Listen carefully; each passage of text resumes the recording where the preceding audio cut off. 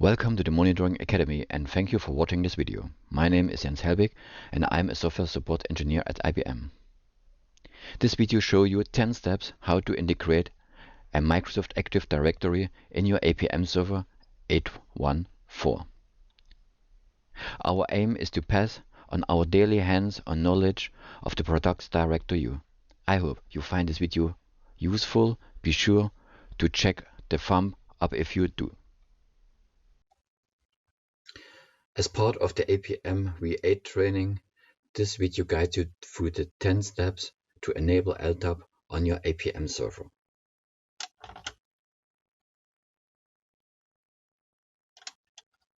Step 1. Find the necessary information in the Microsoft Active Directory using the Microsoft sysinternals Active Directory Explorer. It's a free tool available on the Microsoft sysinternals.com website.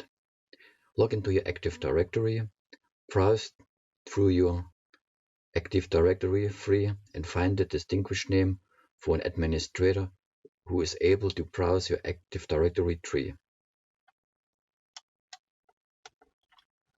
Step 2.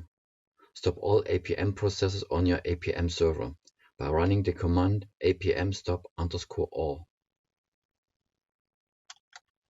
Step 3. Make a backup of the following files on your APM server: basic registry.xml, common registry.xml, OAuth variables -onprem.xml, cscsrule admin.conf. Step 4. Update the LDAP registry.xml. Choose the non-SSL or SSL template. Both are identical except for the additional SSL settings. The server stances contains the information you need to update, which is shown on this side in bold. You have to update the LDAP registry ID, the realm, in this case it's marked in bold red, the host name, it can be the IP address or the full qualified name of your Active Directory server, the port number, the base DNN, the bind DNN, the bind password, and the LDAP type. That's all the information we got from step 1. Step 5. Update the real name is equal to the OAuth realm in the OAuth variables -onprem.xml. This value must be much the same like in the LDAP registry.xml, as shown here in red bold. Step 6. Update the common registry.xml. You can only use LDAP or basic registry, not both together. As you can see on this side, the LDAP registry is enabled and the basic registry is disabled. Step 7. Navigate to the mentioned directory and create a new file called cscsrule admin.new. Do not edit or remove the cscsrule admin.conf file in this directory. It will be crashed your APM server. Any changes should be done by creating a cscsrule admin.new file and add the following in the cscsrule admin.new file.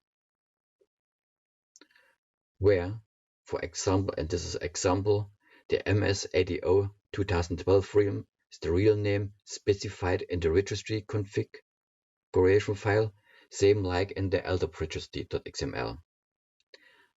Jens is in this case the user that is replacing APM admin. It may be the LDAP administrator account or might be any user account from your user directory. The syntax is case sensitive. Step 8. Update the server -OAuth to -tai.xml and modify the line starting with system admin. The system user must be the same like in the cscsrule admin.new file. And by default, before you start, the system admin is shown as APM admin. Now you have to set your LDAP user in the same like shown in this example. Step 9. Now we are ready to start all APM processes on our APM server by running the command apm start_all. And finally, step 10.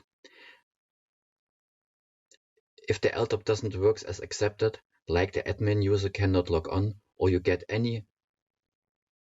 not authorized message, then check the message.log in the APM UI logs directory and search for the RBAC2 string. Should be returned several entries with the expected settings for your LDAP configuration.